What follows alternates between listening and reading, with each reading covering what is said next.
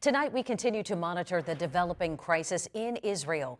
This Friday, Israel's military directed the evacuation of all civilians living in Gaza City ahead of a potential ground offensive. And the Biden administration and our congressional members are trying to help Americans who are out of the country safely return to the U.S.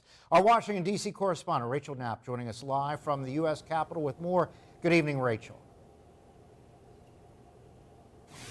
Good evening, Mike and Eva. So starting today, the U.S. is chartering flights out for Americans and immediate family members who have been unable to book commercial flights out of Israel and back to the U.S. Now, according to a State Department spokesperson, more than 20,000 U.S. citizens have reached out via their online form or via phone since October 7th, but not all of those have actively sought their assistance with transportation. The spokesperson also says they have sent messages to every U.S. citizen who has indicated interest in departure assistance, and that they are also not in a position to share detailed breakdowns of the number of U.S. citizens who have sought departure assistance, given this is an unfolding situation. But what we do know is that the White House confirms at least 27 Americans have died from the conflict, and a little more than a dozen U.S. nationals are still missing. Now, congressional members are also sharing information on how Americans can safely departure from Israel, but this comes at a time when tensions between Hamas and Israel continue to grow, and some members are worried that this conflict could potentially escalate into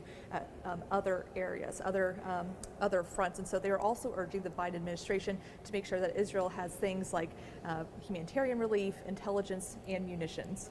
Mike, Eva, back to you.